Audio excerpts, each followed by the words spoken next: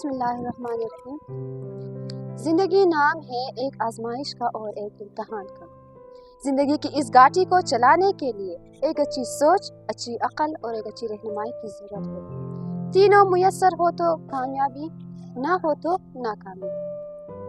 दुनिया की इस ज़िंदगी में इंसानी ज़मीर एक ऐसी अदालत है जो खुद मुसन्निफ होकर भी अपने दायर करदा मकसद से हार जाता है। ज़मीर क्या है?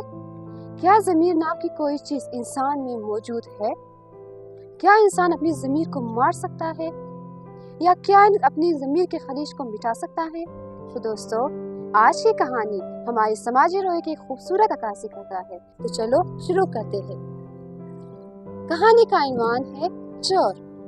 एक चोर चोरी के गर्ज से एक घर में दाखिल होता है। रात का वक्त था, सारे लोग सो रहे थे।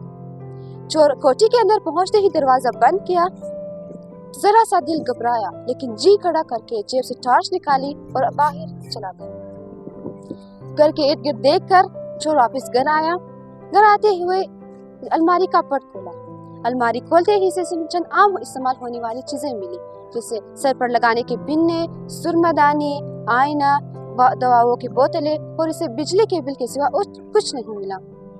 चोर हैरान परेशान फिर से इधर उधर देख कर वापस आकर अलमारी को खोलते हैं तो अलमारी के निचले हिस्से में इसे एक लिफाफा नजर आते हैं। लिफाफा को खुशी खुशी से उठाकर जेब में डालता है और वहां से घर से रुखसत हो जाते हैं। घर से बाहर जाते हुए इसे सुरमई अंधेरे में रोड पर इसे एक जिन और एक बुगता हुआ कुत्ता इसे नजर आते हैं। चोर के कदम वहां रुक गई और खुश्क हो गए।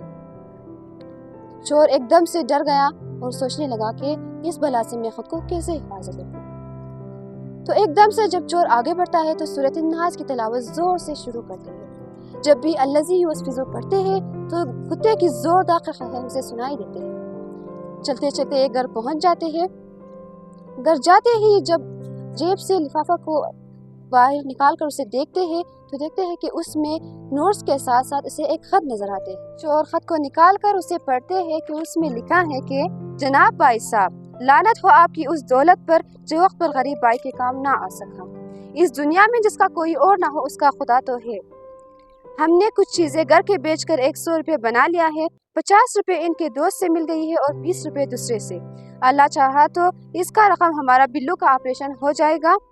बिल्लू के मिलिट्री डॉक्टर ने हमें बिल्लू के ऑपरेशन के लिए पिंडी बुलाया है। खुदा उसका भला करे कि वो मुफ्त ऑपरेशन करेगा। आपसे तो गैर अच्छे है। अब हमें आपकी मदद की कोई ज़रूरत नहीं है। जो रुपया आप हमें भेजना चाहते थे उसे अपनी बेटी के लिए कंगन बनवा दें। खुदा हम आपको जैसे भाइयों से महफूज रखें, आमीन। शकीला बेगम।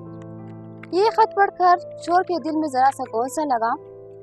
चोर इसे पढ़ते ही उसके ज़मीन ने इसे मलामत करना शुरू किया। चोर जाकर बिस्तर पर लेटने की कोशिश की, लेकिन इसे नींद ना आती थी। ना ही नींद आती थी, ना ही चैन आती थी। यह दोबारा उठकर पानी पिया और बिस्तर पर लेटने की कोशिश की, लेकिन सुबह तक इसकी आंखें टुटपुटी थी। तो सुबह होते ही इसने सोचा कि रकम जाकर शकीला बेगम के घर पहुंचा दे। तो वहाँ शकीला बेगम के घर के सामने पहुंचते ही उसने थानेदार तफ्तीश को देखा। जब उसे देखा तो हिम्मत नहीं कर पाया, फिर से घर की तरफ रवाना। वहां से जाकर एक बाबा जी के पास गया जो जूते साफ कर रहे थे। इसने उसको कहा कि मेरा जूता साफ करो। जूते साफ करने के बाद बाबा जी ने कहा कि इसका रकम तुम मुझे दो। फिर चोर के दिल में लालच पैदा हो गया और उसने हाथों को जेब में डाल दिया और नोट्स पर हाथ फिरते रहे, लेकिन झूठ बोला कि बाबा जी माफ कीजिएगा, अभी हाथ खाली है। तो बाबा जी जब चोर की तरफ देखते हैं तो उसको वो झूठ नजर आते हैं, तो वो कहते हैं कि दफा हो जाओ।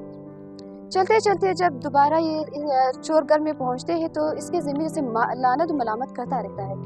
रकम को हर इस रकम को वहाँ पर पहुंचा दो। मंगल के दिन था तो चोर ने सोचा कि इस रकम को मैं शकीला बेगम के घर में पहुंचा दूंगा।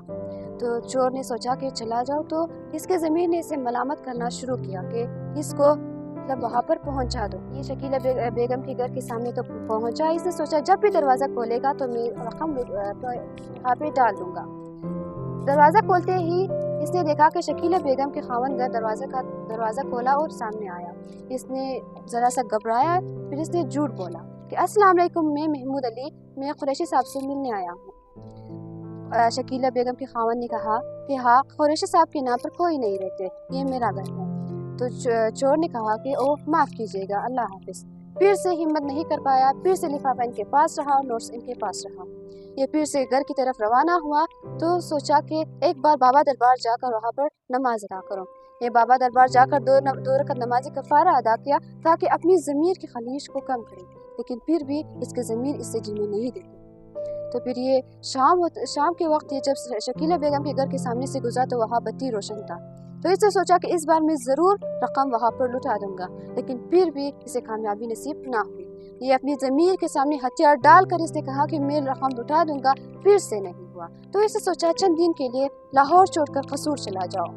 اس نے لاہور چھوڑ کر 3 دن قصور چلا گیا اور وہاں اسے بہت سکون ملا، لیکن جب سوتے ہوئے وقت یہ جب بستر پر لیٹ جاتے تھے تو اس کی ضمیر اسے ملامت کرنا شروع کرتا تھا۔ بار بار اس کی ضمیر اسے سوال کرتا تھا کہ اگر اس چوری کو تم حلال کی کمائی کی طرح سمجھتے ہو تو اسے خرچ کیوں نہیں کرتے ہو؟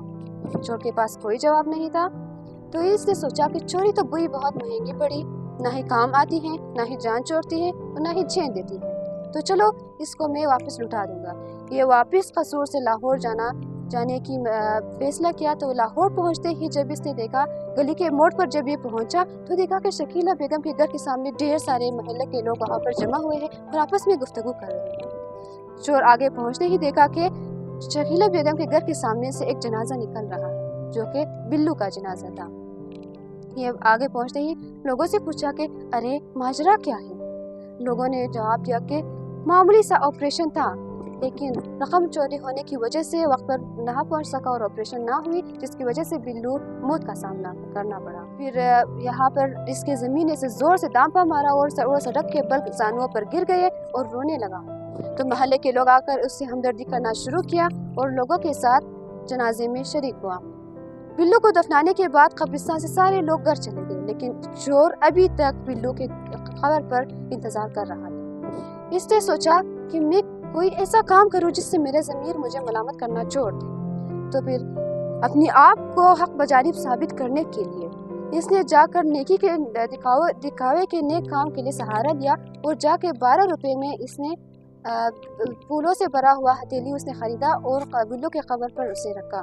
یہ اپنے جرم سے توبہ کرنے کے بجائے، راہ راست پر آنے کے بجائے، بلکہ یہ اپنی آپ کو حق بجانب ثابت کرنے کے لیے، نیکی کے دکھاوے کے لیے نیک کام کر رہا ہے، لیکن پھر بھی اس سے کچھ نہیں ہوا، جب بلکہ پوری زندگی اپنی ضمیر کی ملامتوں سے سامنا کرتا رہا۔ تو دوستو، اس کہانی کے اختتام میں ہمیں یہ سمجھ آتی ہے کہ انسانی ضمیر ایک ایسی عدالت ہے جو انسان کا محاسبہ خود کرتا رہتا ہے۔ جب تک یہ اپنا کام کرتا رہتا ہے تو انسان نیکی اور عرفان کی منزل کو طے کرتے ہیں، لیکن جب یہ اپنا کام چھوڑ دیتے ہیں تو انسان جرم اور گناہوں میں ڈوبتا رہتا ہے۔ جب ضمیر اسے راہ راست پر آنے کی دعوت دیتے ہیں تو یہ نادانی میں بجائے ضمیر کی آواز کو سننے کے لیے اسے تبکا کر سلانے کی کوشش کرتا ہے، اور وہ اپنے اس کے ضمیر کے خلیج کو مٹانے کے لیے ہر وہ کام کرتا ہے جو دکھاوے کے لیے ہو۔ تو دوستو، اب سوال خود سے پوچھنے کی باری ہے، اگر آپ وہاں ہوتے تو آپ کیا کرتے؟ کیونکہ ہر انسان اپنا مصنف خود ہے۔ شکریہ۔